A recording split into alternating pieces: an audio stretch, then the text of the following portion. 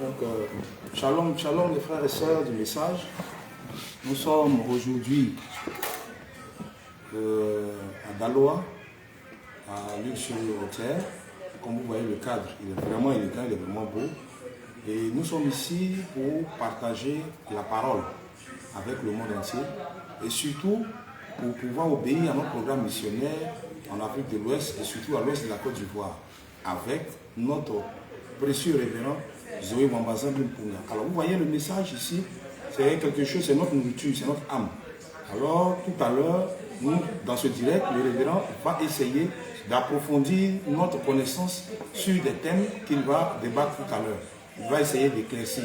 Alors en Côte d'Ivoire, nous remarquons qu'il y a beaucoup de débats, beaucoup de discussions sur certains thèmes. Donc les sujets, nous les avons reçus. Il va tout à l'heure les étayer. Alors, très chers frères, très chères sœurs, d'abord on vous demande de liker la page, de vous abonner à la page et surtout d'être attentifs. On attend aussi vos questions en ligne. Pour ceux qui auront des préoccupations, nous les attendons en ligne afin qu'ils puissent les éclaircir. Donc, cher révérend, nous vous disons bonsoir. Bonsoir. Comment vous trouvez l'arrivée à Daloa? C'est votre, Très cool. c'est votre première fois?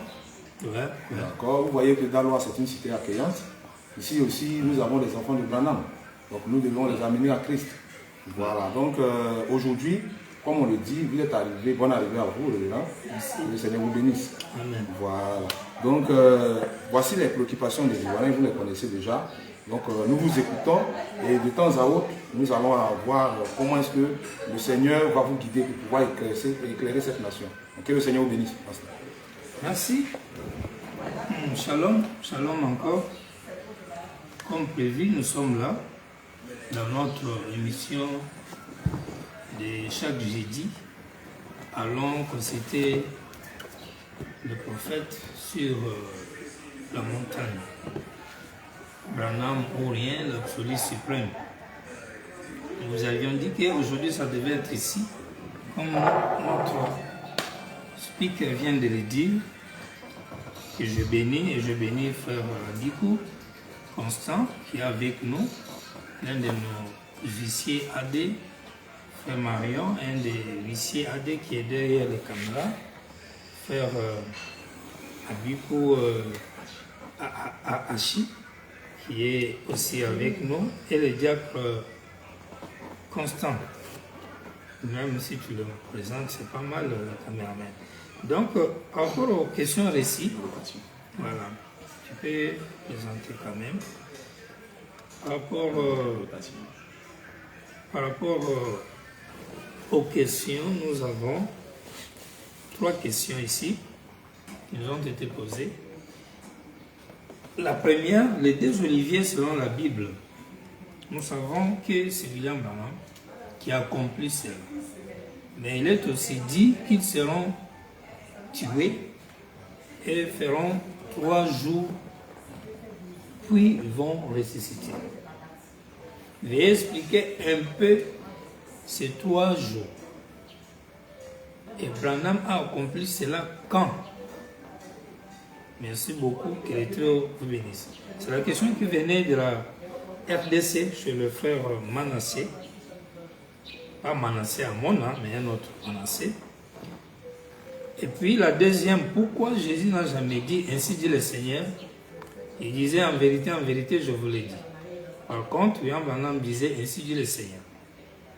Comme d'autres prophètes, Jérémie, etc. Celle-ci, si on a le temps, on le prendra. Sinon, ça sera dans notre deuxième direct qui interviendra encore aujourd'hui, d'ici 18h. Et là, ça sera dans le village de nos bien-aimés où nous étions venus faire un service de consécration. Puis la dernière question, c'était comment Jésus vient dans la seconde venue en tant que lion. Ça, c'est sur la seconde venue, ça préoccupe beaucoup à Côte d'Ivoire. Donc, elle sera aussi traitée le soir. Parce que hier, en parlant de l'enlèvement, on n'a pas pu avoir trop du temps sur le basilic à Yamoussoukro. Aujourd'hui, on pourra bien le faire. Notre demande, soyez attentifs, soyez capables de nous donner votre attention et d'être en mesure de de bien saisir notre pensée avec les Écritures que nous allons lire. Ne soyez pas juste écouter pour réfuter. Si tu écoutes quelque chose, tu as déjà caractérisé, donc c'est la personne, tu as mis faux dessus, c'est fini, tu ne peux pas comprendre. Mais si tu suis quelqu'un, un peu d'amour, un peu de patience, avec l'esprit d'apprendre et de partage, là, ça peut t'aider. Voilà comment nous répondons à cette question, la grande question, les deux oliviers de la Bible. Selon le frère, il estime déjà que c'est William Branham qui est les deux oliviers. Alors moi, en répondant, je ne pourrais pas directement lui donner raison. Pour dire oui, c'est William Branham.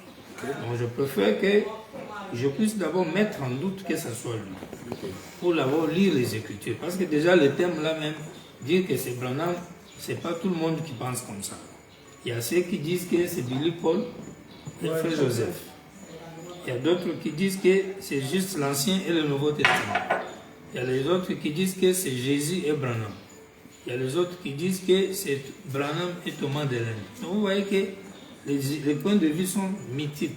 Donc voilà pourquoi ça demanderait à ce qu'on se précise vraiment qui a accompli la chose. Parce que si on connaît vraiment qui a accompli la chose, on peut maintenant aller dans sa vie et voir comment il a accompli les 3 jours de sa mort et comment son cadavre était étalé dehors avant d'être ressuscité. Donc sinon on ne peut pas répondre avec précision si les 3 jours que les cadavres des 2 prophètes, des joints ou 2 oliviers ont fait dehors avant même de les connaître avec précision, les 2 personnes en question. Imaginez-vous si c'était dans le futur. Comment tu connaîtras comment seraient les cadavres qui ne sont pas encore là. Mais comme c'est dans le passé, estimant que c'est William Branham, voilà pourquoi le frère veut connaître comment il a accompli ça. D'abord, pour vous donner les écritures de ces 2 prophètes ou 2 oliviers, c'est dans Zacharie 4, à partir du 1er verset. L'ange qui parlait avec moi revint et il me réveilla comme un homme que l'on réveille dès son sommeil. Il me dit, que vois-tu? Je répondis, je regarde, et voici il y a un chandelier tout d'or, surmonté d'un vase portant 7 lampes, avec 7 conduites pour les lampes. Ils sont au sommet du chandelier. Et après de lui 2 oliviers, l'un à la droite du vase et l'autre à sa gauche. En reprenant la parole, je dis à l'ange qui parlait avec moi, que signifient ces choses, mon Seigneur? Vous pouvez voir la suite, je m'arrête là. Apocalypse 11.3. Je donnerai à mes 2 témoins le pouvoir de prophétiser revêtis de ça pendant 1260 jours. Ce sont les 2 oliviers et les 2 chandeliers qui se tiennent devant le Seigneur, le Créateur. Si quelqu'un veut leur faire du mal, du feu sort de leur bouche et dévore leurs ennemis. Et si quelqu'un veut leur faire du mal, il faut qu'il soit tué de cette manière. Ils ont le pouvoir de fermer les ciels afin qu'il ne tombe point de pluie pendant les jours de leur prophétie. Et ils ont le pouvoir de changer. Ils ont le pouvoir de changer les eaux en sang et de frapper la terre de toute espèce de pluie chaque fois qu'ils le voudront. Quand ils auront achevé leur témoignage, la bête qui monte de l'abîme leur fera la guerre, les vaincra et les tuera. Et leurs cadavres seront sur la place de la grande ville qui est appelée dans un sens spirituel Sodome et Égypte, là même où leur Seigneur a été crucifié. Des hommes d'entre le peuple, les tribus et les langues et les nations verront leurs cadavres pendant 3 jours et demi. Et ils ne permettront pas que leurs cadavres soient mis dans un sépulcre. Et à cause d'eux, les habitants de la terre se réjouiront et seront dans l'allégresse et ils s'enverront de présents les uns aux autres. Parce que ces 2 prophètes ont tourmenté les habitants de la terre. Après les 3 jours et demi, un esprit de vie venant de Dieu entra en eux et ils s'étèrent sur leurs pieds et une grande crainte s'empara de ceux qui les voyaient. Et ils entendirent du ciel une voix qui leur disait, montez ici. Et ils montèrent au ciel dans la nuée et leurs ennemis les virent. Voilà un peu l'histoire de deux joints, des prophètes, des oliviers. Alors, vous avez remarqué ici que la question du frère est là. Les deux prophètes, après avoir prophétisé pendant 1260 jours, ils ont été tués par leur ennemi, le dragon. On verra qui est ce dragon et comment il les a tués parce qu'il les a vaincus. C'était quel combat ils ont eu pour qu'ils soient vaincus et puis qu'ils soient tués physiquement. Et on laisse les cadavres dehors. Donc vous allez remarquer que, et puis on dit aussi que la place publique, même où les cadavres étaient placés là, c'est une place spirituelle. Et on appelle ça Sodome et Égypte. On verra où est cette place dans le monde qui s'appelle Sodome et Égypte. Parce que Sodome et Égypte, c'est carrément deux trucs différents. Sodome n'est pas en Égypte. Ni Égypte à côté de Sodome, non. Et je me demande aujourd'hui, avec tous les droits de l'homme là, comment on peut laisser les cadavres des gens sur la terre sans les enterrer pendant 3 jours, sans que les droits de l'homme viennent intervenir. Vraiment étonnant ça. Avec la Croix-Rouge et C'est vraiment étonnant. vous voyez que ce sont des choses, si vous ne le prenez pas bien avec la mathématique et la révélation de Dieu, vous aurez carrément autre chose. Alors pourquoi nous vous avons dit que notre émission consiste à chasser l'ignorance? Nous avons dit que nous, on est des adorateurs. On croit déjà à la divinité. On croit à tout. Nous ne sommes plus là pour essayer tout simplement de vous répéter les mêmes choses tout le temps. Branham est Dieu, baptisé, non, ça déjà vous connaissez. Nous, on est là pour les problèmes difficiles. C'est pourquoi envoyez-nous les questions les plus compliquées. Hein? Évitez-nous les petites questions. Les petites questions, il faut donner à nos pasteurs, à nos évangélistes. Mais ce qui est dur, que vous trouvez que ça semble être compliqué, ça nous intéresse beaucoup. Pourquoi? Parce que nous nous forgeons dans cette optique-là. Vous voyez? Donc voilà un peu. Donc on remercie Dieu pour Abidjan jusqu'à Daloa, c'est pas facile. Et on est là. Et on prend un peu de Fanta, c'est pas... Donnez à l'interprète pour lui. Donc voici un peu une espèce d'introduction, on va permettre au révérend de se désaltérer. Alors les amis, ici c'est les matières difficiles, c'est les matières de l'université, c'est la haute science. Donc nous ne sommes pas des bébés au lait, qu'on nourrit au lait, les matières du primaire. Ici, ce sont les matières de l'université. Donc dans le message, quand vous allez partir dans le message, les matières les plus difficiles, c'est nous qui les traitons. Voilà, donc vous les envoyez, vos préoccupations, et vous verrez que ça sera traité en lumière. Dans l'école branhamique. Dans l'école branhamique. Donc retenez ça. Ici, nous sommes à l'université du message. Nous ne sommes pas à la maternelle. Allons consulter les prophètes. Donc on retourne consulter les prophètes. Voilà. Maintenant on demande à Frère Branham, c'est quoi cette affaire? Qui sont les deux prophètes? Hein, Jack? Jack, dites-moi ma main un peu. Ou bien? Amen. Ok. Amen. Voilà, mais oui, on est en direct dans une émission spéciale. Amen. On n'est pas dans les cours de... Non, on est libre, quoi. Amen. Okay. Donc, écoutez, quand vous prenez question-réponse du dimanche 3 janvier 54 au matin, les prophètes commencent à répondre. L'absolu suprême, Branham ou rien. Paragraphe 69. Je sais qu'ils sont aveugles et qu'ils sont égarés, qu'ils sont trompeurs et tout. Mais ils ont été aveuglés par Dieu afin que vous et moi puissions avoir la vie. C'est vrai. Mais je dirais ceci avec l'esprit de prophétie par la Bible, que l'heure pour les Juifs de retourner chez eux est arrivée. Oui, messieurs, il a endurci le cœur d'Hitler. Il les a chassés de l'Allemagne. Il a endurci le cœur de Mussolini. Il les a chassés de la Russie. Il les a chassés de partout comme il l'avait fait au temps où il les avait fait sortir. Et alors, lorsqu'ils sont entrés là dans le désert et qu'ils étaient prêts à traverser, qu'est-il arrivé? Dieu a visité le pays avec des grandes de plaies et des choses semblables. Il répétera ces choses à nouveau avec ses deux serviteurs, les deux oliviers d'Ézéchiel ou de Zacharie, et aussi d'Apocalypse 11, il répétera ces signes et ces prodiges. Ici, le prophète nous fait comprendre qu'Israël, quand Dieu l'avait délivré pour sortir de l'Égypte, Dieu avait frappé les Égyptiens avec des fléaux. Moïse en avait produit jusqu'à une dizaine. Je crois qu'on connaît la Bible et l'histoire là-dessus. Et là, William Branham dit, aujourd'hui, Israël, qui était dispersé dans le monde entier, en Allemagne, en Russie, en Pologne, France et tout ça, Dieu enverra les deux prophètes, les deux oliviers, avec pour mission de frapper le plaies sur Israël et dans tout ce pays où ils seront, afin qu'ils retournent en Palestine.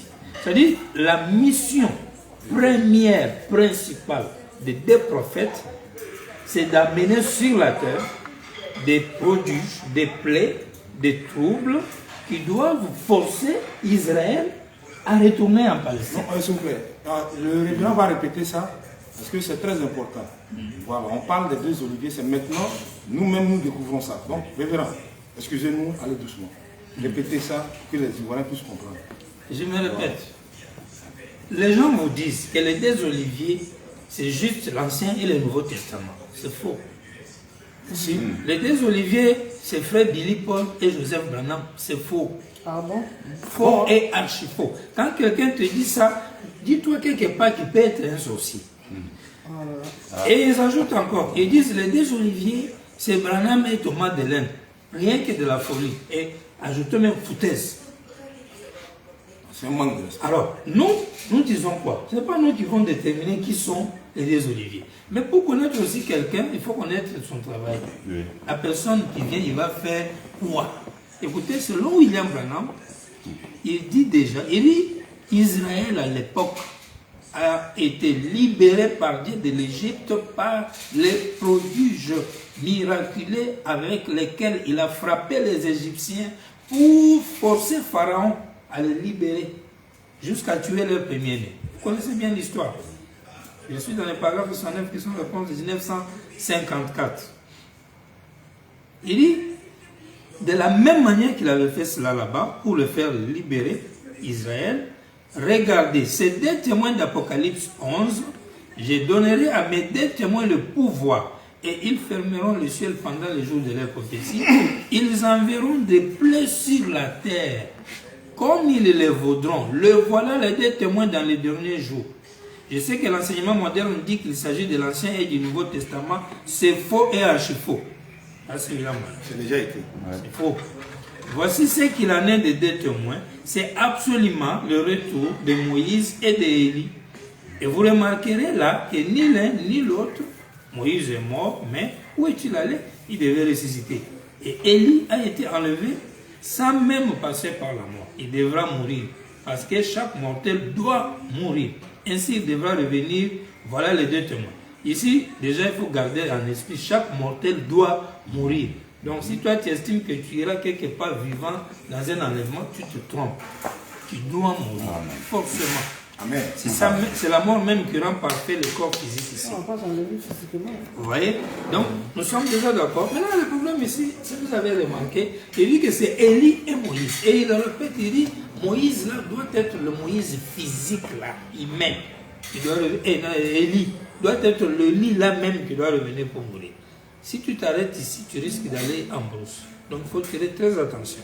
Continuons à consulter le prophète qui nous explique clairement à quoi il veut en venir.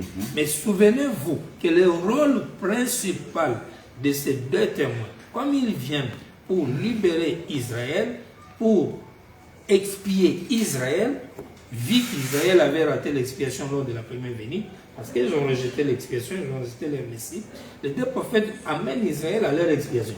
Mais là, il verra que la mission principale de ces deux témoins, c'est qu'Israël est ailleurs, n'est pas dans un pays. Alors que Dieu ne peut pas bénir Israël, là il n'est pas en Palestine.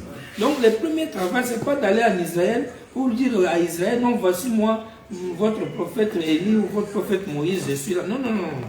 C'est d'abord de faire tomber les guerres, les fléaux, dans les pays où se trouvent ces Juifs, de telle sorte qu'ils soient poussés à retourner dans leur pays. Si vous trouvez déjà Israël rentré chez lui, dans son pays, comme nation, donc les deux prophètes, c'est le travail des deux prophètes. Ils allaient faire un grand travail. Voilà pourquoi Frère Branham dit très bien que ce sont les deux témoins qui vont faire ça. 213. Maintenant, observez, les Juifs sont la bonne borne kilométrique que nous suivons. Maintenant, eh bien, lorsque la Première Guerre mondiale a eu lieu, elle a pris tous les Juifs, ils étaient dispersés dans toutes les nations. C'est comme dans les premiers passages de l'Écriture qui fait l'objet d'une question aujourd'hui. Comment il les a dispersés parmi toutes les nations? C'est là qu'ils sont tous. Et voici le vent soufflait sur Jérusalem partout, une guerre mondiale. Donc William Branham précise même l'un des grands fléaux que les deux prophètes doivent amener sur la terre pour forcer Israël à retourner dans son pays. Il évoque la Première Guerre mondiale. Wow. Si vous dites que l'un de les deux prophètes, c'est Moïse, et c'est Moïse et ses frères Joseph et Billy Paul. Est-ce que Billy Paul et Joseph, ils étaient là en 1911, quand il y a eu la Première Guerre mondiale? Non. Non. Mais celui qui était là au moins, c'est William Branham. Oui. Qui estime même que j'ai arrêté la guerre mondiale à 11 heures. Alors, vous êtes comment pour aller dire que non, les deux, c'est Joseph et Billy Paul. 214. Et il dit, Branham évoque même comment ils avaient arrêté la Première Guerre mondiale. Il dit, arrêtez jusqu'à ce que nous ayons scellé les serviteurs de notre Dieu. Autrement dit, nous les rassemblons de toutes les nations, de partout, les faisant entrer, parce que nous devons les avoir ici pour les sceller, les 144 000. Arrêtez. C'est-à-dire, après qu'ils ont déclaré la guerre, ce qui a stimulé Hitler d'avoir les idées, ce qui a stimulé la raison de la Première Guerre mondiale, du fils du roi, tout ça, c'est que vous connaissez comme dans l'histoire, celui qui avait oué ces mouvements-là, ces guerres-là, c'est Dieu, les deux prophètes. Ils étaient déjà sur la terre. Wow. Et en 1911, pour créer la Première Guerre mondiale, pourquoi? Et puis il dit, arrêtons la guerre, parce que si ça continue, ça va détruire tout. On va arrêter pour permettre à Israël de retourner dans son pays. Et là, on va les sceller. Parce qu'Israël ne sera pas scellé en dehors de la Palestine. Il ne sera scellé qu'en Palestine. Alors, il continue. 217. Jusqu'à ce que nous ayons scellé les serviteurs de notre Dieu. Maintenant, nous scellons les nations. Des milliers ont été scellés au cours de ces persécutions, tribulations. Ils ont été scellés. Mais attendez une minute, juste une minute. Ne laissez pas venir la fin. Donc, jusqu'à ce temps, jusqu'à ce que nous ayons scellé ces serviteurs. Et ils en ont scellé 144 000. Alors, les vents ont été lâchés de nouveau. Il dit, remarquez, et depuis la Première Guerre mondiale, il y a constamment eu des persécutions contre les Juifs. Parce qu'après la Première Guerre, il dit, Hitler fut suscité pour la Seconde Guerre mondiale. Et quand il vint, il s'est mis à quoi? Il allait détruire le monde entier. Est-ce vrai? Il allait le détruire complètement, oui, il l'aurait fait. Ainsi, les 144 000 sont des Juifs, les serviteurs de Dieu. Et lorsque l'évangile du Saint-Esprit leur est prêché et qu'ils reçoivent le baptême du Saint-Esprit, exactement comme ils l'avaient reçu au commencement, au jour de la Pentecôte, la dispensation des gentils est terminée. L'Église est scellée, l'enlèvement a eu lieu. Quand Israël rentre dans sa patrie et qu'Israël reçoit le Saint-Esprit, quel Saint-Esprit? Le baptême du Saint-Esprit, comme ils en ont eu à la Pentecôte. Vous verrez que les 134 000, ce ne sont pas des gens qui vont adorer Dieu dans un autre nom ou dans un autre baptême, sous une autre forme de religion. Non. Et il faut les conscientiser pour qu'ils reprennent conscience de leur christianisme qu'ils avaient rejeté. Parce que le problème de Dieu avec Israël, je vous ai envoyé votre Messie, vous l'avez tué, et il a gardé dans contre eux. Et pour reprendre avec eux, c'est de les amener à la repentance de l'acte qu'ils avaient fait. C'est tout.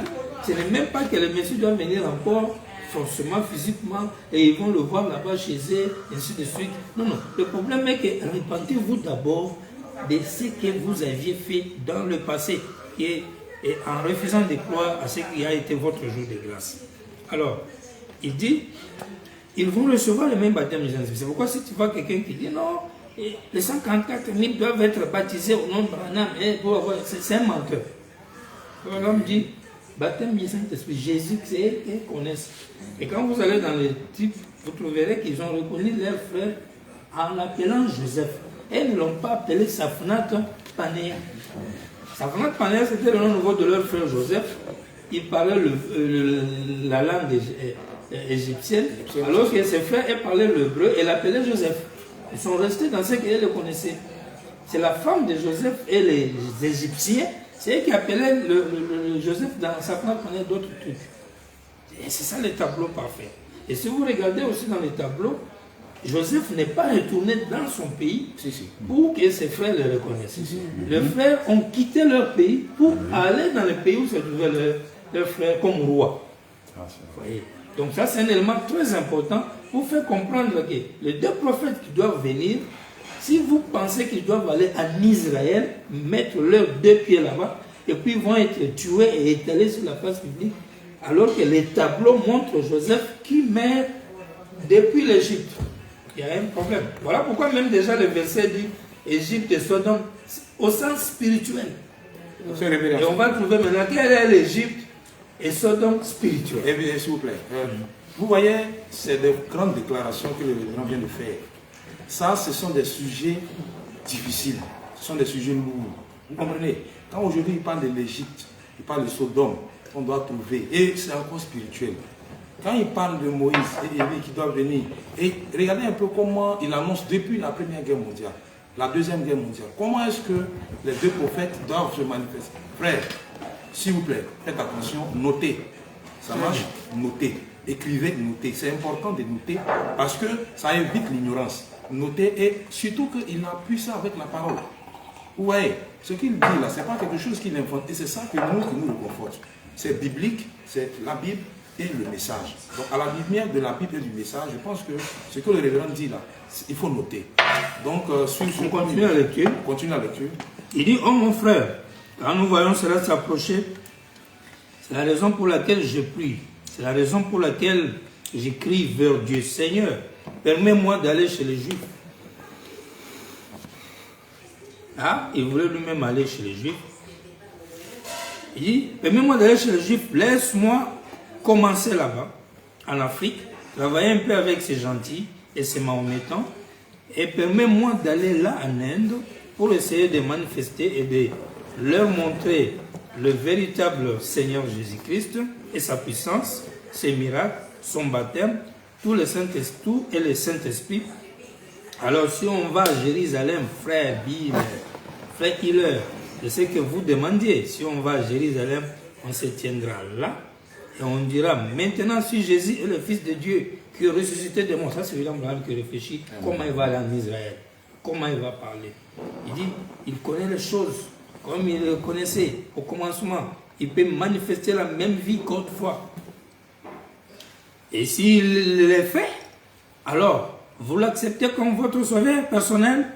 Et ensuite, on montrera que Dieu, par sa glorieuse puissance et les effets de sa puissance de résurrection, est bien avec nous. Alors, si on le fait et qu'on dise bien, vous qui l'avez reconnu comme votre sauveur personnel, ça c'est William Branham qui réfléchit comment parler aux Juifs, vous qui l'avez reconnu comme votre sauveur personnel, j'espère qu'il y en aura des milliers. Et on dira, le même Saint-Esprit qui est descendu le jour de la Pentecôte est juste ici pour vous. Alors en ce moment-là, l'évangile retournera là-bas chez les Juifs. Alors il y aura là, parmi ces Juifs, un réveil qui amènera des milliers, des dizaines de milliers.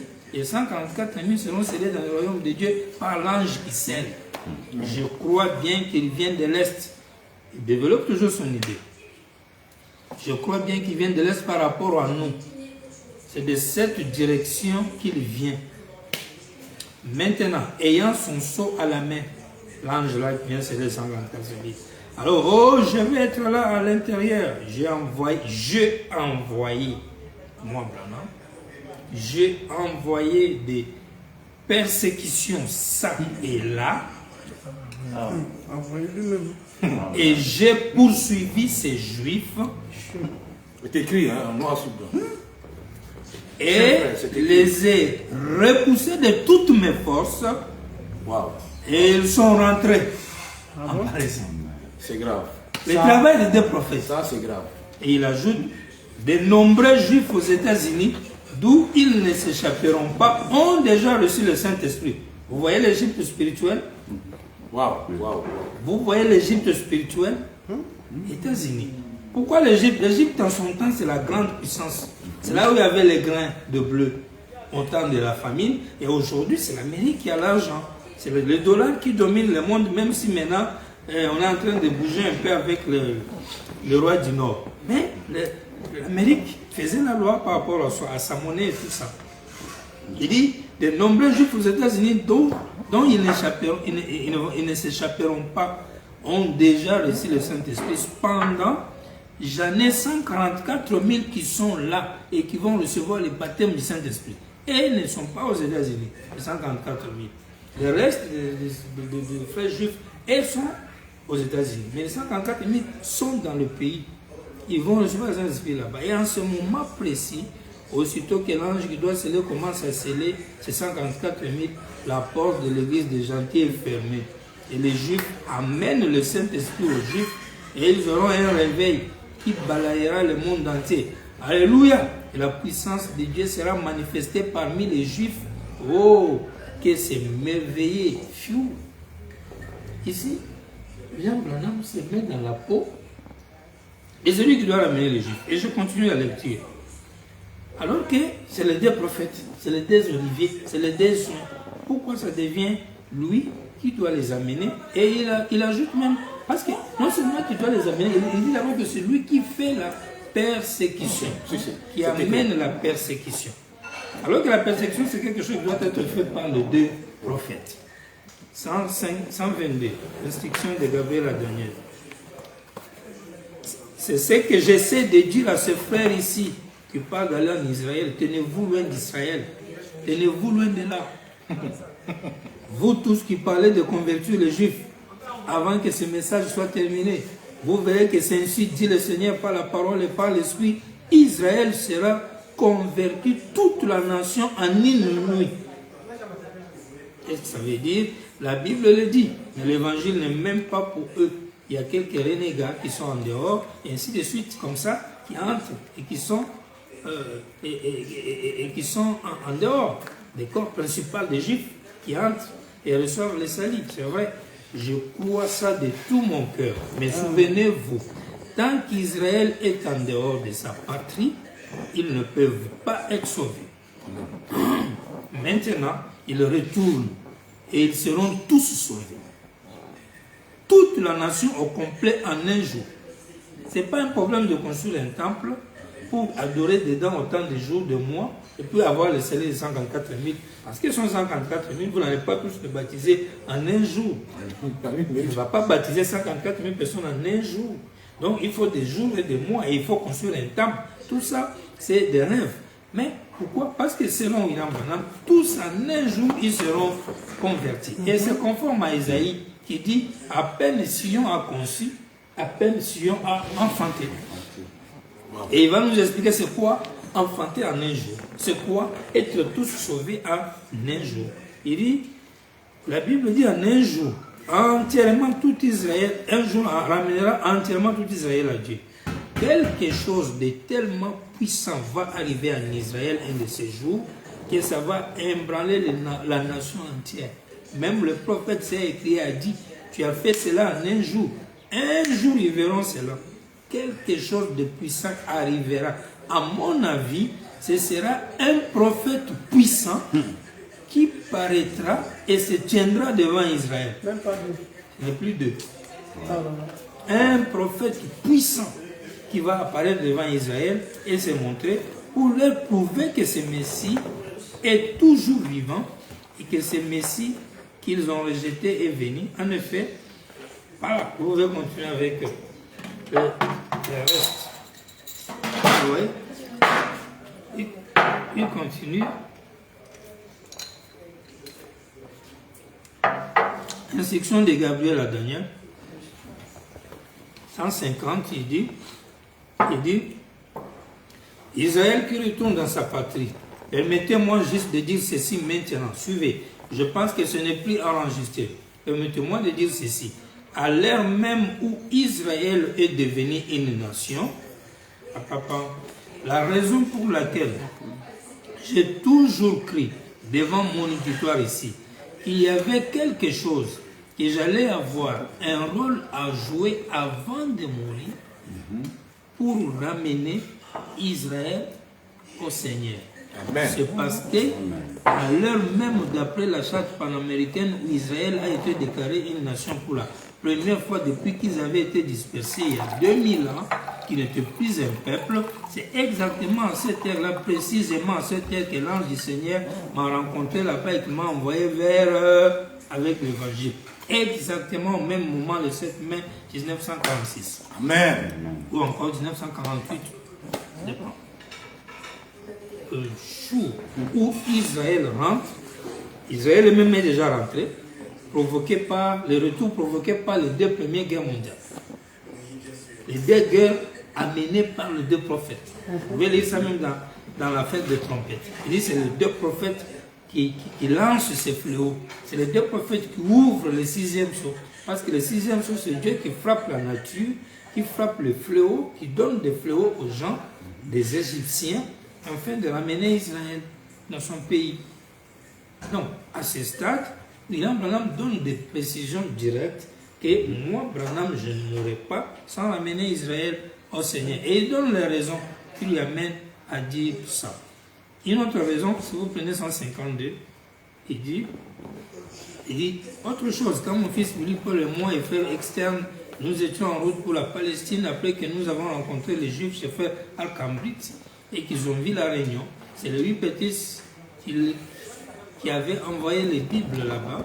Ces Juifs sont venus dire, si vous faites venir un groupe de chefs d'Israël, je ne parle pas de ce nouveau rabbin avec tous leurs cérémoniales, mais si vous rassemblez le vrai chef d'Israël, ça c'est un juif qui parle à Cambridge, le chef de campagne de William Branham. Si vous rassemblez tous ces grands juifs rabbins, pas les autres là, avec tous leurs cérémoniales, mais si vous rassemblez le vrai juif israélite, nous avons lu le Nouveau Testament et nous savons que le Messie viendra. Il nous dira ces choses, comme la femme samaritaine. Nous savons que Moïse a dit que notre Messie serait un prophète. Et quand vous pourrez leur dire, leur montrer par l'Écriture, et c'est ce que nous allons voir dans le message de ce soir, qu'ils devaient être aveuglés et que leur cœur devait être retranché pour qu'il est temps de gentil et lié, pour qu'on ait un temps d'expiation pour les nations, et que leurs cœurs ont été endurcis exactement comme au temps de Joseph, et ainsi de suite. Et qu'ensuite vous faites venir ces Juifs quelque part, et que vous appelez ces hommes-là dans l'auditoire, comme vous le faites ici, avec les gens des nations, par cette inspiration de l'Esprit. En effet, ils ont dit, si c'est Jésus, si il est le Messie, et que vos paroles sont vraies, alors il n'est pas mort, il est vivant. Et s'il est vivant, il a commis d'être dans ses serviteurs, ses disciples. Vous voyez qu'ici, les Juifs ne réclament pas même Jésus physique sur leur terre. Ici, ils réclament juste de voir dans l'homme Branham, qui n'est pas juif, qui est américain, des signes que Jésus avait quand il était vivant. Vu qu'il a dit qu'il est vivant et qu'il serait dans ses serviteurs, si on a vu ces choses-là qui étaient en lui, en toi, Branham, en même temps, nous croirons qu'il n'est pas mort. Il est vivant. Il est vivant, il a promis d'être dans ses serviteurs. Et si nous pouvons le voir accomplir les signes du prophète, alors nous croirons qu'il est le Messie. Dès que nous le verrons accomplir les signes, c'est-à-dire le discernement des pensées, nous allons croire qu'il est le Messie. Frère Branham commente maintenant pour vous expliquer comment une nation naît en un jour. Il dit, comme c'est parfait, c'est tout à fait exact. Qu'est-ce que ça ferait alors? Une nation naîtra en un jour parmi les chefs. Ce n'est pas parmi tous les 144 groupes. Parmi les chefs là, chacun d'entre eux dirait, nous le savons. C'est-à-dire, dès qu'un juif, parmi les grands rabbins, voit Branham et dit, ça c'est vrai, Jésus là, c'est ça. Fini.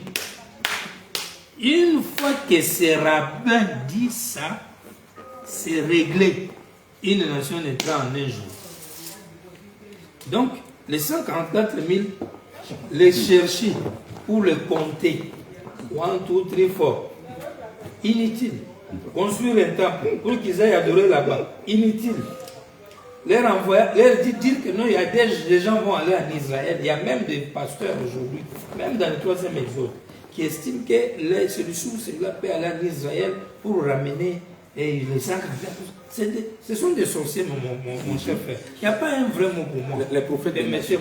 Les faux prophètes des nations. Vous voyez, il n'y a pas un vrai mot. C'est-à-dire, alors que les rabbins, n'avons-nous pas les vidéos dans nos téléphones aujourd'hui? Il n'y a pas sur Google les déclarations des rabbins. Il n'y a pas un rabbin qui a parlé dernièrement, c'est pas sur Internet ici, où il est en train de dire combien refuser le message de leur plan, c'est la mort. Bon, révérend. Avant même que Branham quitte sur la terre, un rabbin est venu lui dire, après une prédication qu'il a prêché dans un temple des Juifs, il lui a dit, mais mon jeune garçon, mais moi j'ai beaucoup étudié, je connais pas, où est-ce que tu as eu tout ça là? Et alors, c'est grave, baptisez-moi. William Branham l'a baptisé. Et Frère Branham dit, il a reçu le baptême dit Saint-Esprit et lui va aller avec ça chez ses frères. Voilà ce qui devait être fait. Maintenant, qui sont ces gens qui doivent venir aujourd'hui? Vous mettez Billy Paul là-dedans, vous mettez Frère Joseph là-dedans. Les diables ouin les gens, des mauvais esprits. Il y a des gens qui ont été sorciers dans leur village, dans leur enfance. Puis ils amènent ça dans les messages. Dans l'église. Et ils commencent à sorceller les enfants de Dieu. Parce que quand ils vont te dire c'est Billy Paul, c'est Joseph, toi tu as peur. Tu respectes Billy Paul, tu respectes Joseph. Tu as du mal à dire un mot contre et tu restes stupéfait. Et ils prennent les gens comme ça au piège. Donc déjà vous remarquez déjà que les deux prophètes, c'est William Branham. Donc les frères, en disant que nous croyons que c'est Branham, il n'avait pas tort. Il a raison. Non, frère. Déjà, le révérend va marquer juste une petite pause pour souffler. Alors, on remarque que les deux prophètes, c'est William Branham. Déjà, il faut préciser ça. Donc, le révérend a confirmé votre position au sein du message. Donc, à partir d'aujourd'hui, je pense qu'à moins de pratiquer la sorcellerie spirituelle, vous devez comprendre que les deux prophètes, c'est William Branham. Celui qui dit autre chose, il est en train d'enseigner tout sauf le message. Ou bien il parle de l'histoire de sa propre vie. Parce qu'il y a une chose, d'enseigner le message, et une deuxième est d'enseigner sa propre vie ou sa propre histoire personnelle à elle.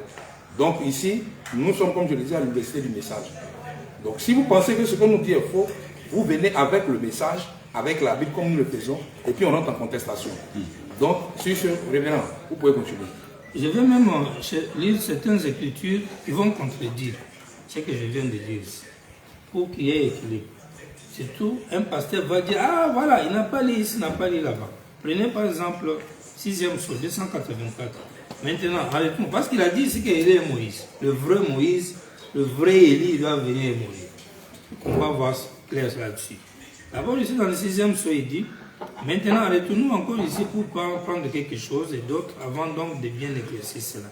Maintenant, observez bien ici, ces deux prophètes, regardez ce qu'ils vont donc faire, exactement comme Moïse et les autres l'ont fait là-bas, en me donnant un roseau, etc. Il reprend le verset. Je donnerai à mes deux témoins le pouvoir de prophétiser revêtis de sac pendant 1260 jours. Ce sont les deux oliviers. Souvenez-vous, Zorobabel et les autres qui devaient reconstruire les temples. Les deux chandeliers qui se tiennent devant le Seigneur de la terre. Si quelqu'un leur fait du mal, du fait sort de leur bouche. Souvenez-vous, de la bouche du Christ sortait l'épée, la parole. Amen. Donc quand on dit même les deux prophètes ont un pouvoir dans la bouche pour faire sortir du feu et détruire leurs ennemis, William Branham vous interprète, il dit c'est la parole qui sort dans leur bouche. Ils vont venir avec la parole. Et il ajoute bien c'est Christ. C'est de la bouche de Christ qui sort la parole. Parce que même Paul a dit au temps de la fin que c'est Christ à son retour, avec le souffle, par le souffle qui sort de sa bouche, il va détruire ses ennemis. 287. Or, nous savons que le feu, au chapitre 19, qui parle de la venue de Christ, quand on dit le feu sort de la bouche des prophètes, William Branham lit ça avec Apocalypse 19. où il y a un homme assis sur cheval blanc et dans sa bouche sort l'épée. C'est ça. Il dit, de sa bouche sortait son épée, qui était la parole. Est-ce juste la Amen. parole? Oh, si vous voulez bien retenir ces données, maintenant, pour ce soir de demain soir, vous voyez, la parole est l'instrument par lequel Dieu tue son ennemi. Vous voyez, Dieu n'utilisera rien pour de Dieu son ennemi, sinon par la parole. Maintenant, regardez bien ici, quand ces prophètes prophétisent, si quelqu'un leur fait du mal, les maltraite, leur fait du mal, du feu sort de leur bouche, le feu du Saint-Esprit, la parole. C'est Dieu, la parole, c'est du feu, la parole, c'est l'Esprit. Vous voyez, elles sortent de leur bouche. Considérez Moïse. Voyons ce qui sortait de sa bouche. Et tel qu'ils agissaient. Moïse en Égypte, il a fait sortir la parole, les mouches sont venues, les grenouilles sont venues, il parlait et il y avait des malheurs qui frappaient la terre. Mais on a vu un homme qui dit qu'il y aura un Hitler et qui amènera le monde dans une guerre. Et puis Hitler aura une fin mystique. Il y aura un Mussolini. Et par ces paroles, un jour, on a vu Mussolini, on a vu Hitler, et les malheurs ont été amenés sur la terre. Cette capacité d'agir vient de Moïse. Vous voyez, c'est Moïse qui frappe la terre avec ces choses-là. On a vu quelqu'un qui dit qu'il y aura un temps, il y aura la famine spirituelle, frapper les cieux, les atmosphères, les onctions. Et on s'est vu un jour, il n'y a rien de la parole. Tel qu'il l'avait dit. Il a dit dans les derniers jours, les gens marcheront de l'est à l'ouest, n'auront pas la parole. Il a frappé le ciel. Qui a dit ça? William Branham. Il a parlé des conseils qui méritent. Vous voyez que les deux éléments, les deux événements qui devaient être faits par Élie et Moïse, c'est la parole celle qui le fait. Donc du moment où la parole vient sur la terre sous la forme d'un homme, vous avez tous les moyens que Dieu a pour frapper et le ciel et la terre. C'est qui est le travail des prophètes. Et les guerres ont bel et bien lié à l'avènement de William Branham sur la terre. Il est né en 1909. En 1911, la première guerre commence. Vous voyez? Et la deuxième guerre continue, et ainsi de suite. La première guerre a commencé en 1914. Voilà, en 1914. Donc, quelques années juste après sa naissance. Et il continue ici, il dit franchement, 290, et maintenant, voici ces deux prophètes qui se tiennent là avec la parole de Dieu. Pour faire tout ce qui vient à la nature, ils ébranlent la terre. Et cela montre exactement qui fait ça. C'est Moïse et Élie. Puisque c'est là que leur ministère est incarné. Wow. Là-bas, il a dit, le vrai Moïse va venir, le vrai Élie doit revenir pour mourir. Ici, il dit, leur ministère incarné une fois de plus, virgule, les deux hommes. Oh là là, vous voyez cela maintenant? L'Assemblée dit Amen.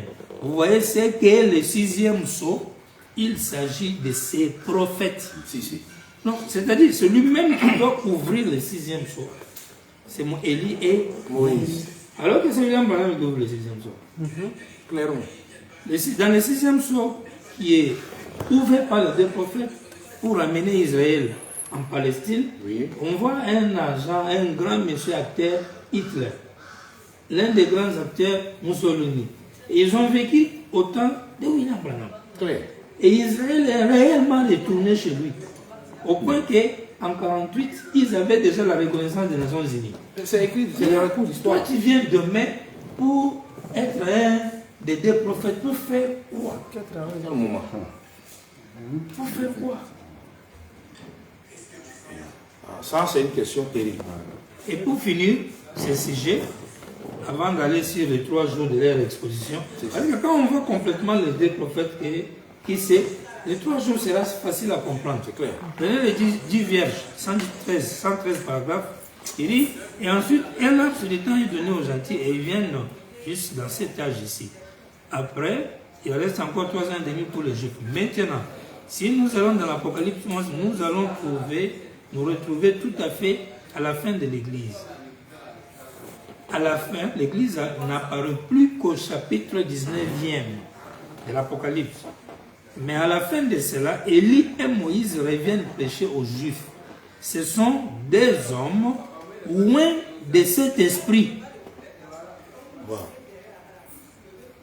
C'est pas eux. Il dit, il ajoute, ou peut-être eux-mêmes en personne ne sont pas morts.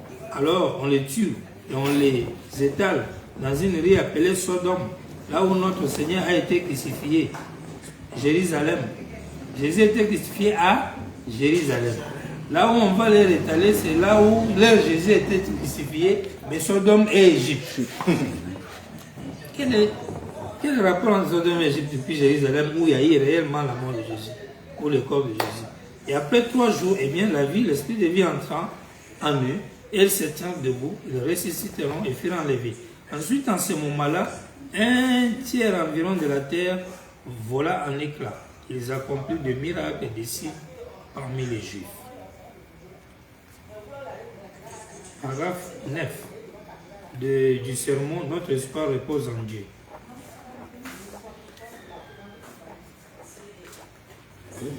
Il dit, on lui a posé la question. Ici, il donne une mise en garde. Paragraphe 9, notre espoir repose en Dieu. Péché le 29 septembre 51. Il dit, il n'y a jamais eu dans un âge des prophètes majeurs sur la terre au même moment. Jamais. Ça, c'est paragraphe 9 du sujet. Notre espoir repose en Dieu. Je saute. Je prends question-réponse sur le sceau. L'élite qui vient prêcher aux Juifs, est-ce le véritable Élie qui a vécu sur la terre ou ça sera l'esprit d'Élie dans un autre homme? Parce qu'il y a des troubles là. Sinon, c'est le vrai Élie là. Et là, on demande dans un problème. Qui va venir? C'est le vrai Élie ou son esprit dans un autre homme? Il répond, maintenant, si je pouvais y répondre correctement, je pourrais vous dire ce qu'il en est d'Enoch. Parce qu'on avait déjà demandé si Enoch, il a dit, je ne sais pas.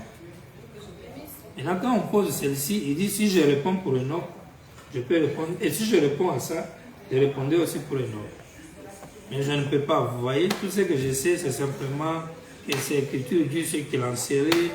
Maintenant, il pourrait que...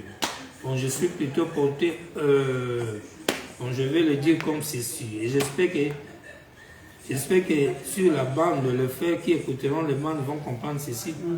Je suis porté à croire que ce seront des hommes loin de leur esprit. Amen. C'est pas du tout eux le vrai. C'est des hommes. Mais en même temps, il ne peut pas y avoir des hommes majeurs, prophètes, Élie, les deux gars là, debout comme ça. Mais quand vous voyez Malachie 4, on dit, souvenez-vous d'Élie, souvenez-vous de Moïse, mon serviteur, avec qui j'ai fait des lois, je vous enverrai une. Si tu as Malachie 4, tu as Élie et Moïse en même temps. C'est pourquoi quand Malachie 4 vient, il va faire des choses. Parce que l'esprit d'Élie et de Moïse dont on parle, ce n'est pas l'esprit humain. C'est l'esprit de Christ, l'onction qui était sur eux. Car Dieu retire son homme, mais il ne retire jamais son esprit. L'esprit doit toujours revenir. Élie, Élisée, ainsi de suite. On demande encore une question à Frère Branham. Frère Branham, est-ce que le 7e ange, toujours dans la question-réponse sur les sceaux, qui a l'esprit d'Élie pour les nations, sera le même Élie pour Israël, pour les 144 000? Ça, c'est une question très importante dans laquelle le deuxième exode est assis avec 2 pieds. Et Frère Branham me répond, non, ce n'est pas le même homme. Vous voyez, ce sont 2 hommes différents. Élie qui ramène Israël, selon les 144 000, et Élie des nations, ce n'est pas le même homme. Et quand on lit ça, on vous montre que, vous voyez, les gens là disent que c'est Branham qui a ramené. William Branham dit, c'est pas ça. C'est pourquoi je disais, il faut qu'on lise aussi le contraire. Parce qu'on considère le prophète dans tout ce qu'il dit sur un point. Il faut qu'on trouve les milliers. Il dit, et il commence à dire, l'esprit d'Élie qui était venu sur un homme appelé Jean-Baptiste, d'abord sur Élie, c'est Jean-Baptiste, Élisée, tout ça. Le 7e ange, le messager à la fin de l'âge de la Odyssée, ne sera pas le vrai Élie. Ça sera quelqu'un des nations qui viendra vers les siens. L'esprit d'Élie qui viendra là-bas, ça sera vers le peuple, ça sera un juif. Vous voyez, car ils sont envoyés à leur propre peuple. Voilà la révélation que j'en ai. La raison pour laquelle j'ai, avec Tommy Osborne, quand nous avons discuté cette fois, il commence à relater comment ils avaient discuté sur les problèmes des Juifs. Donc vous voyez un peu, il dit c'est quoi? Celui qui va aller chez les Juifs là, ça doit être un Juif, élite juif. Alors, si c'était d'ailleurs l'ancien Élie, ça allait être grave parce qu'il devait naître. Il ne peut pas sortir dans le vide. Il doit avoir maman et papa pour renaître de nouveau. Ce qui est compliqué. Moïse, même. Est-ce que Jochebed allait revenir pour amener Moïse? Parce qu'il devait être des humains. Et ils ne doivent pas sortir dans les vides pour entrer sur la terre et vivre comme il est. Donc, ce sont des gens qui doivent avoir leur esprit. Maintenant, un ne sera pas deux. Parce que le seul esprit de Christ fait à la fois le travail de Moïse et d'Élie. Et en plus, le principe dit qu'on ne peut pas avoir deux prophètes majeurs au même moment. Donc, un seul esprit de Christ fait chair peut rendre les deux cas. Maintenant, quand on dit Élie de Malachie 4 ne peut pas être le même homme qui fait là-bas, c'est là que ça doit nous amener à l'affaire des Juifs. Parce qu'on dit, il n'est pas juif, Branham n'est pas juif. Et moi, je me rappelle de l'église comme l'ancienne église Shekinah. Et le révérend dit qu'il frappait fort là-dessus. Il dit, frère Branham voulait y aller. Dieu lui a dit, ce n'est pas ta place. Ce n'est pas c'est pas le temps. Oui, ce n'est pas ta place. Et oui, ce n'était pas la place de William Branham. En tant qu'Élie de Malachie 4, il ne peut pas être là. Parce que quand il est Élie de Malachie 4, il est dans la 4e opération ou bien dans le 4e ministère de l'Esprit d'Élie. L'Esprit d'Élie travaille 5 fois. Ça va d'abord dans Élie, Élisée, Jean-Baptiste, Élie de Malachie 4, ça fait 4. Maintenant, dans cette onction d'Élie de Malachie 4, quand il veut aller en Israël, Dieu lui dit non, tu ne peux pas. Non seulement parce que ce n'est pas ta place, et aussi non parce que même dans les tubes, Joseph n'était pas parti là-bas. Donc Dieu a droit à l'interdit de ne pas partir. Mais vous verrez ici, il y a des endroits où on pouvait lire le temps, on abrège. Frère Madame dit, Dieu lui dit, non seulement ce n'est pas ta place, mais il lui dit, ce n'est pas encore l'air. Alors, si ce n'est pas encore l'air, cela ne veut pas dire que ce n'est pas toi qui pourras le faire. C'est-à-dire seulement attends le moment pour le faire. Et là, quand il dit, ça doit être un juif, après Jésus-Christ, la définition des juifs a changé. Ce n'est plus le juif du sang là-bas. Il devait être forcément quelqu'un des 12 tribus d'Israël là-bas. Non. Ce n'est plus ça. Un Paul dit, le vrai juif maintenant devient juif par la naissance, la nouvelle naissance. Parce qu'après Christ, juif, Paul dit, il n'y a plus ni juif, ni gentil. C'est un verset biblique. Après Jésus, après la venue de Jésus, il n'y a plus juif, il n'y a plus gentil. Maintenant, vous remarquerez, si on suit même l'idée selon laquelle c'est le juif qui doit aller là-bas, quand les juifs parlent à faire, ils ne lui disent pas, tu dois être juif pour nous convaincre. Ils disent, si on voit le signe de Christ en toi, ça marche pour nous. Quand William Branham dit, je crois avant de mourir, je vais ramener Israël. Il est juif, il est des nations. Quand il dit, j'ai lancé la persécution, il est juif, il est des nations. Quand il a brisé le sceau, il a brisé le sceau en tant que qui? Parce qu'un non-juif ne peut pas briser le sceau. L'agneau qui est le juif, qui devait briser le sceau, devait être toujours juif, parce que toute cette histoire, même là, concerne les juifs.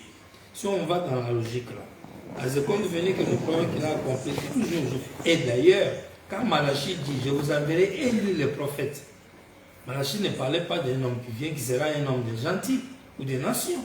Malachie, à son temps, c'est que Dieu traite avec Israël et non avec les gentils.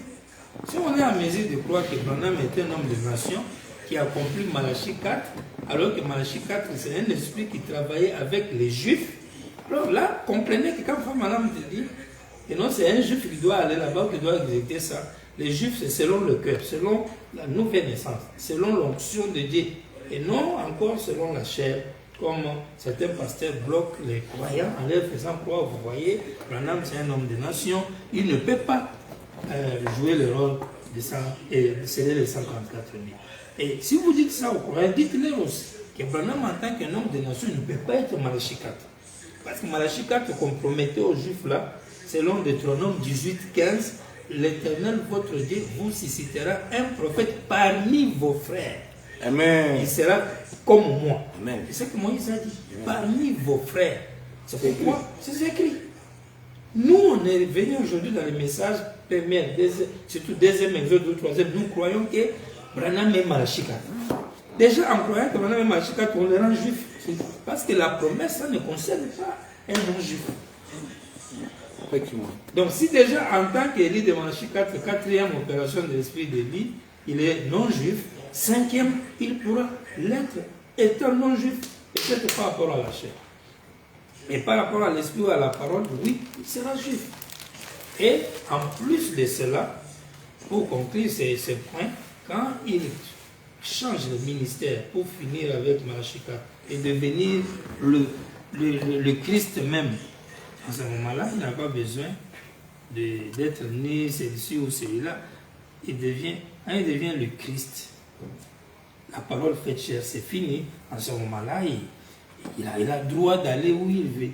Il peut être chez les uns, tout comme chez les autres, sans problème, parce que son ministère avait changé.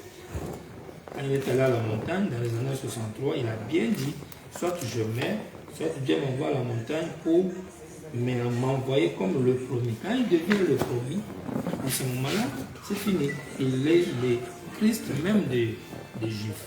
Alors, pour terminer avec les 3 jours et les 3 nuits, comme on a écrit maintenant, c'est Branham qui est le des prophètes. Ça, je crois que personne ne peut douter. Amen. Maintenant, il reste maintenant à savoir c'est quoi les 3 jours et les 3 nuits. Et le corps sera explosé. Et le corps sera explosé. S'il y a un lien Égypte spirituel et Sodome, nous avons déjà dit que l'Égypte ici c'est les États-Unis. Sodome, c'est là où il y a beaucoup du péché, Hollywood et tout ça. Sodomie. L'Amérique a la sodomie. L'Amérique a l'argent. L'Égypte d'aujourd'hui, la grande puissance. Maintenant, prenez le paragraphe 1. Combattre ardemment pour la foi qui a été transmise au sein une fois pour toutes.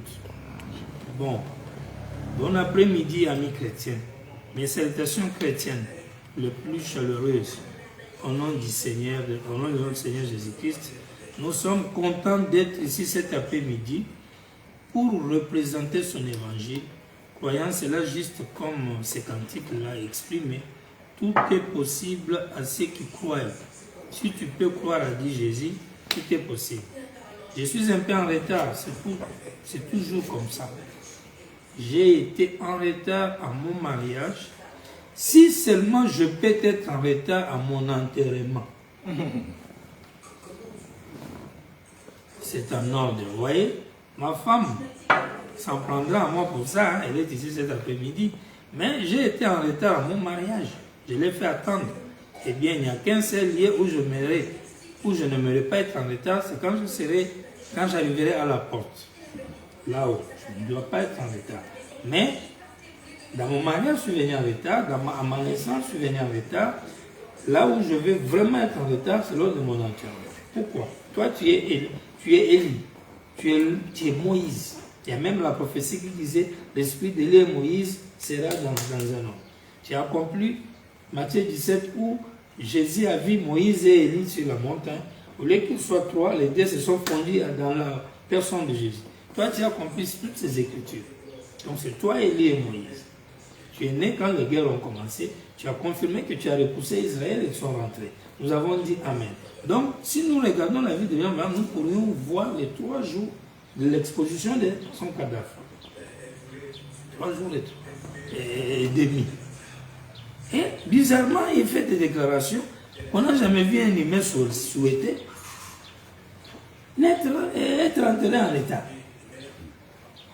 Comment quelqu'un peut souhaiter, après sa mort, qu'on enterre en état? Prenez l'âge de l'Odyssée, paragraphe 1. Oh, il n'a jamais terminé cela. Je me disais, j'étais en retard à mon mariage. Je suis né légèrement en retard. Je suis arrivé légèrement en retard à mon mariage. si seulement je pouvais être en retard à mon enterrement. Waouh. C'est l'occasion où j'aimerais bien être en retard. Vraiment en retard. Pourquoi? Et qu'est-ce qui arrive à William Branham? Avant qu'on conclue, disons 10 vierges, il meurt le 24 décembre, constaté par le médecin, pour être enterré le 11 avril 1966, soit 3 mois et demi après. Claire. 3 mois et demi après. Le corps est toujours gardé. Parce que Dieu interprète sa parole en l'accomplissant. Tu veux être enterré en retard.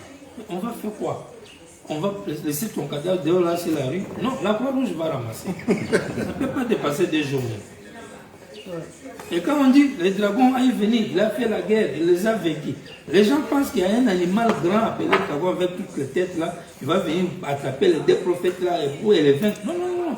Les dragons là, ce n'est pas lui qui sort de l'abîme dont on dit là. L'abîme, ce n'est pas lui qui était arrêté ici pendant les milléniums.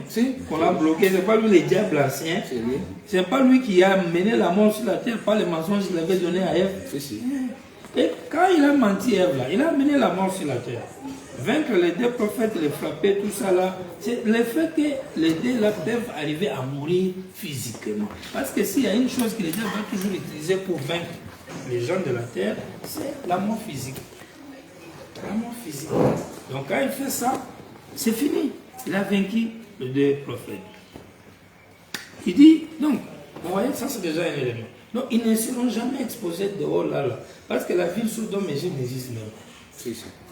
Au contraire, nous avons Sodome et Égypte spirituel qui est les États-Unis. Donc la personne qui doit mourir, qui est le deux prophètes, sera aux États-Unis et le corps sera là-bas en Amérique. Et écoutez un élément très important pour finir, 10 Vierges 99, pour voir maintenant si oui ou non le message que nous avons est relié avec ces choses, à l'heure même où par une signature, Israël était reconnu comme nation, à cette heure-là même, mes amis sont fatigués vraiment. Ok, donnez-moi juste 5 minutes, ça finit. Il dit, pour voir maintenant, le mouvement là, moi je me dis que les gens sont fatigués. On a fait combien de temps? On vient juste de faire 1 heure. D'accord. On n'a même pas fini. Non, arrête. On fait une pause et puis on va reprendre. D'accord. Il dit, pour voir maintenant si oui ou non le message que nous avons est relié avec ces choses. À l'heure même où par une signature, Israël était reconnu comme nation, à cette heure-là même, le même jour, le même mois et tout, j'étais à Greensmill, en Indiana, lorsque cet ange m'apparut et m'envoya dans les champs avec ceci, après qu'il m'y rencontré à la rivière et qu'il m'y dit ce qui arriverait. Il m'envoya 11 ans plus tard, à l'heure même où Israël était reconnu comme nation. Je recevais ma commission. Tout cela est relié. Le retour d'Israël avec l'ange qui dit à William Branham, amène les gens à te croire. Il dit c'est relié ensemble. Et il ajoute, vous voyez, l'ange du Seigneur est sur la terre maintenant, voyez-vous. Il va ça et là, préparant toutes choses pour la venue du Seigneur. Ce sont les mêmes anges qui avaient eu vent du péché lorsqu'ils sont descendus à Sodome. L'homme même qui vient pour sceller Israël, c'est l'ange du Seigneur. Comme celui qui était venu à Sodome. Et William Branham a accompli les 1730, 113. Et ensuite, en un laps du temps, est donné aux Juifs et ils viennent jusque dans cet âge ici. Après, il reste encore 3 ans et demi pour les Juifs. Maintenant, si nous allons dans l'Apocalypse 11, nous allons nous retrouver tout à fait à... L'Église n'apparaît plus jusqu'au 19e chapitre, mais à la fin de cela, Moïse revient prêcher aux Juifs. C'est des hommes loin de cet esprit, ça on a déjà lu, 128. Maintenant, j'aimerais raconter une petite histoire personnelle. Je crois que vous comprendrez cela. Le 8 Pétrus, en Suède, il ramène l'histoire où les Juifs lui ont dit, si tu viens chez nous, tu prends l'auditoire, tu fais ce que tu fais ici, nous allons te croire. Et il dit, quand il voulait partir, j'ai dit, ah, c'est merveilleux. Dieu lui a dit, ne va pas maintenant, car l'heure n'est pas encore venue. Et il ajoute, le temps des gentils n'est pas encore fini. Le péché n'a pas encore atteint la coupe de Ratan. Ça, c'est ce qu'on avait déjà dit. On passe, vous pouvez prendre jusqu'au paragraphe 137, il dit ça. Et remarquez là où on veut que vous puissiez souligner. Il dit 139, les deux prophètes, un vont venir et qui seront tués. L'Église catholique romaine remplace ses alliances, tout ça là. Il ira là-bas à ce moment-là. Et puis, il fit tuer tout ça. On va les étendre sur la terre. On va cracher sur eux, comme le firent les gens sur un mort là aux États-Unis. Là, il donne un exemple. Il dit 139, ils feront la même chose. C'est la Bible qui le dit. Ils feront la même chose, la même. Et après avoir fait cela, 3 jours après, l'esprit de vie entrera dans ces deux prophètes.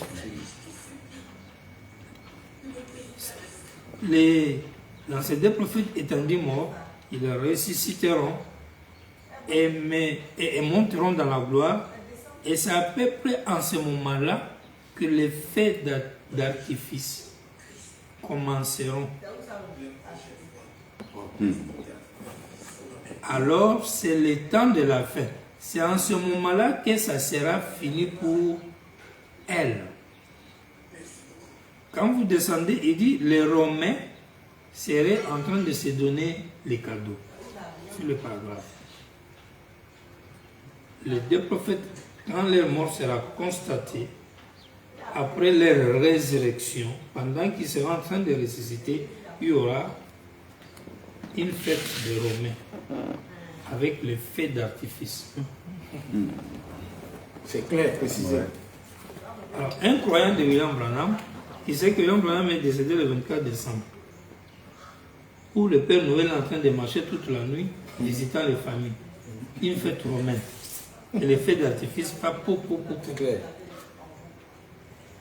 Quand vous prenez même en avril, où on veut l'enterrer là, c'est toujours aussi un temps où tu trouveras les Romains en train de se donner les gâteaux des Pâques, des œufs. Si, les œufs de Pâques, c'est ça. Ça, ce sont les indicatifs du prophète. Après 3 jours. Et quand vous prenez depuis 1965, décembre 24, jusqu'au 11 avril 66, vous avez 3 mois et demi. Alors les 3 jours et demi, ce n'est pas les 3 jours naturels. La preuve est que la place où on installe la personne n'est même pas naturelle. C'est les 3 jours là que toi tu vas chercher, 3 jours normaux naturels. Et quel jour même? Quel jour?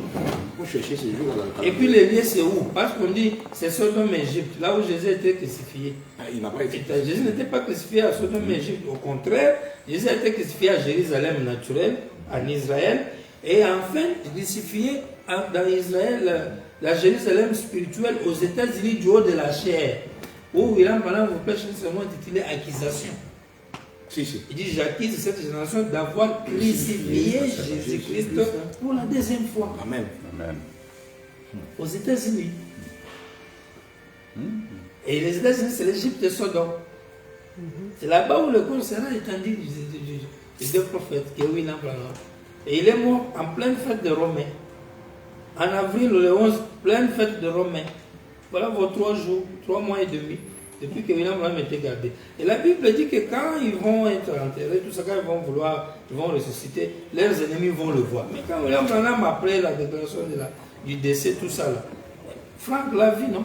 Montant dans le ciel. Est-ce que Franck n'est pas l'ennemi de Branham? Il ne le corrige pas tous les jours ici. Et il l'a vu. Les Écritures, toutes sont accomplies sur William Branham. Pourquoi venir prendre ça pour mettre sur Joseph, ou Billy Paul, ou bien Thomas Delaine, quoi? Non. Voilà. Tout ça, tous ces gens qui en ce sont des sorciers. Des sorciers. Mais c'est le speaker international. Donc, chers frères, chers amis auditeurs, vous voyez que c'est la connaissance qui chasse l'ignorance. Comprenez? Quand nous écoutons ça, nous sommes choqués parce que en Côte d'Ivoire, ou même partout dans le monde, ouais, le monde du message, comme le grand Bill lui-même l'a dit, Si nous atteignons 100 ans, ça va devenir une dénomination. Et les mauvais esprits sont entrés dans le message. Vous comprenez? Et ils ont rendu le message tellement flou qu'aujourd'hui même, on a du mal à écouter même le message parce qu'on se dit que mieux vaut retourner même aux bandes. Vous comprenez? Et ce sont les mauvaises interprétations qui amènent les gens à retourner aux bandes. Donc nous remercions le Seigneur déjà pour le révérend, pour l'éclaircissement en moins d'1 heure. Regardez comment il a détaillé d'abord qui sont les 2 prophètes, où est-ce que leur corps va se retrouver, qu'est-ce qui est Sodome et Gomorrhe et Égypte spirituelle. Vous voyez que ça, ce sont des sujets d'université. Excusez-nous, mais ce sont des grands sujets, ce sont des grands thèmes. Ce sont ces genres de sujets que nous, on vous demande d'envoyer. Laissez les petites histoires qui vont nous faire perdre le temps. Hier, par exemple, à la basilique, vous avez vu qu'en moins d'1 heure, le révérend a parlé du nom nouveau de Jésus. Et nous étions au pied de la basilique. Et il le dit, c'est un défi qu'il lance. Vous comprenez, quand quelqu'un le fait dans une basilique, ça veut dire déjà qu'il est sûr de ce qu'il dit. Donc, nous ne sommes pas en train de plaisanter. Il donne déjà, sur le nom nouveau, il a déjà étalé. Parce que la basilique, là, il y a des choses enterrées. Pas si, parce que nous connaissons tous l'histoire de la Côte d'Ivoire au niveau de la basilique. Donc, déjà, nous avons fini avec le premier volet de notre direct. Alors, le révérend, après une courte pause, révérend, je pense qu'on va revenir, si ça peut aller, on va revenir. Avant, on a prévu juste une petite collation qui sera pour la fin. Mais en attendant, le révérend va souffler un peu et revenir sur un deuxième aspect qui est le plus important, qui est celui de la deuxième question. Alors, révérend, la deuxième préoccupation, c'était laquelle, s'il vous plaît? Oui, il a demandé comment Jésus vient à sa seconde venue avec, en tant qu'un lion.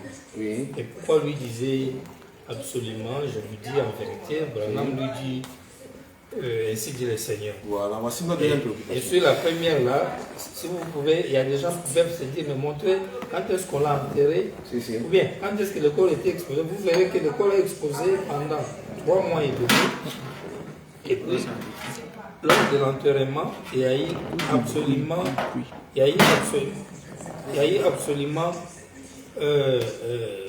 un événement comme miraculé qui a été filmé. On a retrouvé le cercueil dehors, ça vous pouvez voir. Donc la résurrection de l'âme, c'est un événement très mystérieux parce que nous vivons dans l'âge du 7e jour, où tu as la vie avant de mourir, où tu as le corps glorifié avant même de perdre le corps naturel. Donc voilà un peu ce qu'on peut ajouter. Dès qu'il est déclaré mort, Léo le voit dans sa maison, l'autre Franck le voit là-bas, le monsieur était vivant. Il a fait juste la perfection de son corps dès qu'on le déclare la mort. Donc il ne peut pas rester mourant jusqu'à pour venir ressusciter seulement en avril. Non. Tout ce qui vient après la naissance, qui est des preuves de confirmation du vivant qui ne pouvait même pas cesser d'exister 1 minute seulement. Voilà pourquoi aujourd'hui on a des doctrines qui disent qu'il n'est jamais mort. Amen. Ils ont raison d'une manière, mais il faut savoir comment classer cela. Il est mort réellement parce que ça devait être constaté. C'est pourquoi la Bible dit la bête les a vaincus. Amen. La victoire dont on attribue à la bête par la Bible qu'il a vaincu les 2 prophètes, c'est le fait que le docteur a constaté que Jean-Branham est décédé. C'est ça que la Bible, elle appelle les 2 prophètes ont été vaincus par la bête et le dragon. Le feu de la Bible. Vous voyez? Donc c'était réellement mort. Le fait après, il y a eu la résurrection. Immédiatement, parce que, je me répète, la résurrection était dans l'homme avant même qu'il le meure. Amen. Et dès que la mort est constatée, ça se matérialise. Voilà pourquoi les résultats de la résurrection, le preuve, ont commencé après accident, il rajeunit, il dégage des lumières, pendant qu'il est en train de mourir, pendant qu'il est en train de prouver qu'il est vivant. C'est fini. Que vous bénisse. Donc, on va revenir après. Pour Donc, comme je le disais tantôt, vraiment nous apprécions, révérend, que Dieu vous bénisse encore. Amen. Bonne arrivée encore à Daloa, dans ce beau cadre, que le Seigneur vous bénisse, qu'à travers votre ministère, nous puissions encore toucher des âmes dans le monde, et que même après, au-delà de notre pays, on puisse avoir encore des témoignages encore grandissants, et que ce ministère puisse aller au-delà même des frontières, au-delà même du continent.